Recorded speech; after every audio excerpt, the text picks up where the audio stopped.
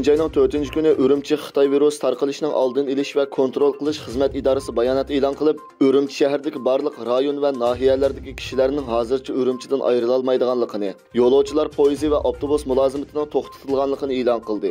Buningdan boshqa Urumchidan sirtqa uchadigan aeroplanlarning soni azaytilgan. Yo'lovchilarning soni 75% ichida kontrol qilingan. Aeroplandagi barliq yo'lovchilarning N95 tipdagi maska taqish kerak deb uqtirilgan. Yo'lovchilarning sirtqa chiqish ruxsati va 48 soat ichidagi sog'lomlik tekshirish natijasi talab qilingan. Markaziy axborot agentligining xabariga qaraganda, buning maqsadi Xitoy Kompartiyasining 20-chi navbatlik mamlakatlik xalq qurultiyiga foydali muhit yaratish deb bildirilgan. Hong Kong taratqullarining 4-chisiladagi xabarga qaraganda, Xitoydagi bir qism o'lka va shaharlarda uqtirish e'lon qilingan bo'lib, qizitma ambulatoriyasi, davolash apparatlari, mehmonxona, dorixona, restoran, talla bozori va taksi qatorliqlarni nazorat qilish va oldin ogohlantirish rolini to'liq joriy qildirish, yuqumning oldini olish va kontrol qilishni egallash uchun mukofotlash va jazolash mexanizmini yo'l qo'yish qaror qilindi. Qizitmasi o'rlagan va yuqumlanganlarni bayqaganlarga eng ko'p bo'lganda 50 ming yuan mukofot berilganligi bildirildi. Ammo yuqorqi e'lon tarqatilgandan keyin to'rdoshlar orasida nurg'un talash tortishlarni va noroziliklarni keltirib chiqardi.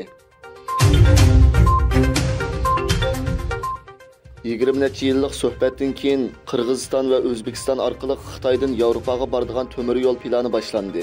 O'rta Osiyodagi bir qism davlatlarning aholilari bu turga yana gumon bilan qaraydi. Yana ba'zilar temir yo'lning bu rayonga iqtisodiy foydasi bo'ladi deb qaraydi. Bu kelishim oldingi oyda O'zbekistonda o'tkazilgan Shanxay hamkorlik tashkiloti boshliqlar yig'inida hosil qilingan. Bu kelishim mumkinchilik tadqiqotining asosi bo'lib, barliq aloqador davlatlarning qatnash ministrligining qurilishini boshlashdan burun kelar yilning o'ttirilaricha bu turni baholashni tamomlashni talab qildi. Taxminan 4 milliard 500 million dollar mablag' sarflangan bu yangi yo'l Xitoyning hozirgi Yevropa quruqligiga o'tish uchun Rossiya va Qozog'istonga tayinishining o'rnini oladi. Rossiyaning Ukrainaga qilgan urushi G'arbning Moskvaga qaratgan jazosini qo'zg'allikdan bu yo'l siyosiy jihatda mas'ul bo'lib qoldi. 12 yil remont qilingandan keyin Fransiya davlatlik kutubxonasi ommaga qaytadan ochib o'tildi. Kutubxonada xon jamiyatining qimmatli buyumlari bor bo'lib, binokorlik xazinasi bo'lgan yumaloq zalning yangi qiyofati ko'pchilikni jalb qildi.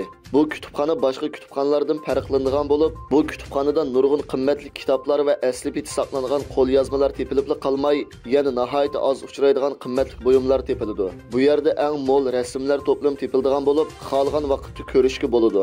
Ota-ona va farzandlarni qiziqtirish uchun Fransiya davlat kutubxonasi rohat orom oladigan bir yerga aylangan. Bu kutubxona faqat mutaxassislar, tadqiqotchilar va o'qituvchilar uchun emas, balki keng xalq ommasiga ochib o'tilgan.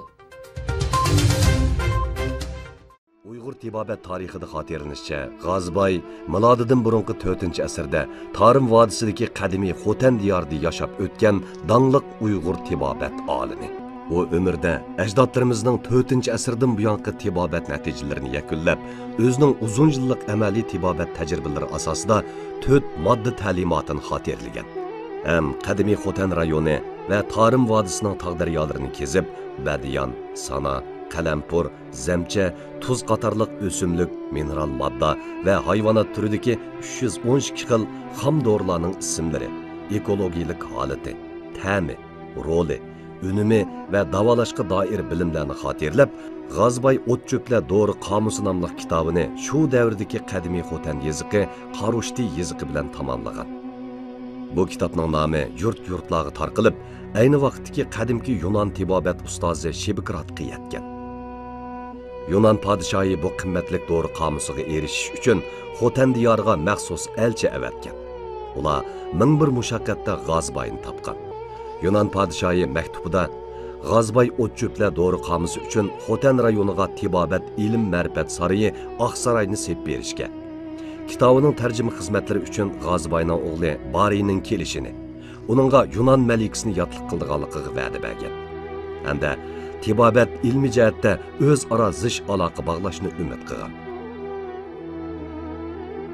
Bugunga qadar G'azboyning yurti Xotan diyori Uyg'ur tibobatining muhim makonlaridan biri.